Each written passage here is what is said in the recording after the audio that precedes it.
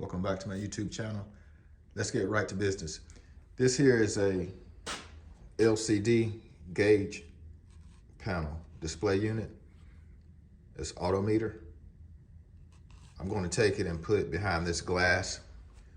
I've modified the instrument cluster or the dash of a 1964 Impala SS. And I'm going to take it and put it behind it. You know, it's going to be facing like that. It's going to be facing down. So I'm just going to take paint and just black out the back of the glass. This is the back side of the glass. This screen will come and lay down, and I have a window here that I'm going to mask out. And once I take the masking off, of course, it'll be transparent. This will lay down and you'll be able to see the graphics through the glass. Let me explain a few things about the glass. This is just regular glass. It's a 1/4-inch thick. It's not tempered. Took it to a waterjet person so they could cut it. Place that I, usually get to cut my parts or whatever. And I know they could do it because they've cut like, how thick was that granite top? It was probably just a regular size granite countertop, 1.5 inches, maybe 1 5/8 or whatever. They cut it, so I know they could cut glass. So anyways, I took just like a general pattern to them and they cut it out. So this is the window that this, you're going to be able to view your gauges through. I just placed it where I need it. This is just a masking, just a piece of vinyl, but I have like stencil paper that I can cut also, which I'm going to cut a piece. This is just a test. I have it lined up, taped down, so I'm going to take my stencil piece and put it in the cutter and cut it, place it in there, and then I'm going to paint the back of the glass black. And so once I do that, you'll see, how it looks. Just got a regular Rust-Oleum semi-gloss paint, and that's going to work. You'll see how it works. I just went ahead and used a piece of just like sign vinyl and cut it on the cutter. It's going to give a better edge than that masking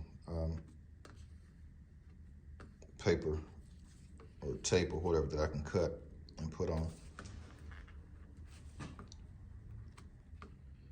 Contrary to most people's beliefs, paint will stick to glass. I'm a painter, automotive paint. I paint cars, trucks, motorcycles, whatever. But when you get overspray on that glass, it's very hard to get off. Now, if I take this aerosol paint and I just lay it on very heavy, what's going to happen is it's going to want to just form just a layer of paint on top, and that's more likely to peel off versus go ahead and, just kind of overspraying it lightly, and just keep doing it, until it builds up and you can't see through the glass. And that way, I know it's going to stick really well, because it is very hard to get overspray off of glass if you let it sit for a while.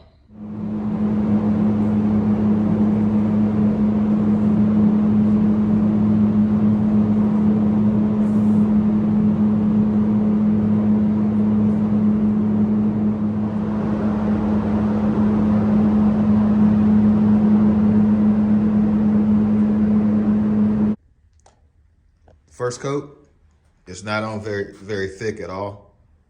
It's about the equivalent of, a heavy overspray. Like I said before, that's how you want to spray it to make it laminate or adhere to the glass.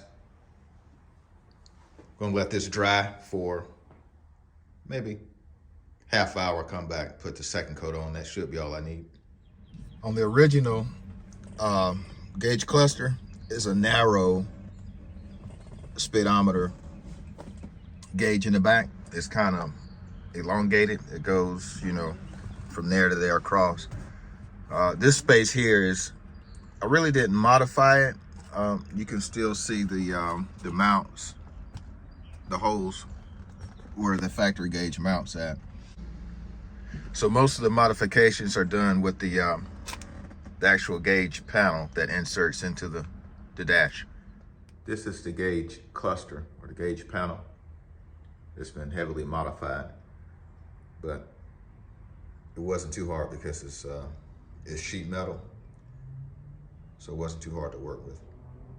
Here's a view from the front side after the paint has dried, and you can see the masking vinyl. They just used a piece of vinyl from the cutter and masked it. So that's the window for the gauge, the graphic gauges. And I'm sure you could probably put another window there, or just make it, you know, where you could see from the backside if you were to put like a check engine lights, or, you know, whatever kind of indicator lights you would want to put, you know, that could be kind of lit when they're, you know, you want them to be on or whatever. But or you could put it on, you know, I could have put some on that side. He didn't want any, so I didn't use any.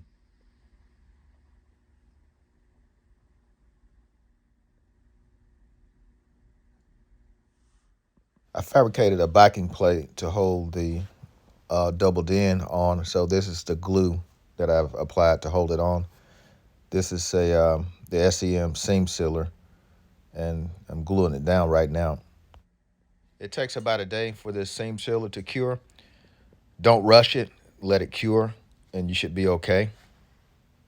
You might have to modify this LCD gauge to get it to work in your application. I'm just showing the possibilities. I'm not really showing everything that it took to get it this way. I have it basically glued to the glass in a few spots.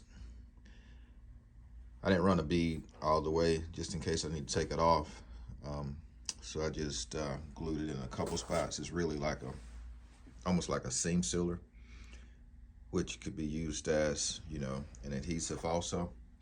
It works very well. It gets pretty hard, but not, you know, hard enough to crack and be brittle.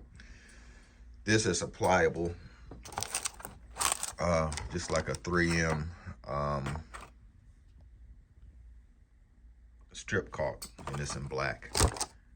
And I'm just applying it just around the edge, just so no trash or debris get between the glass and the graphic screen, because you'll be able to see it.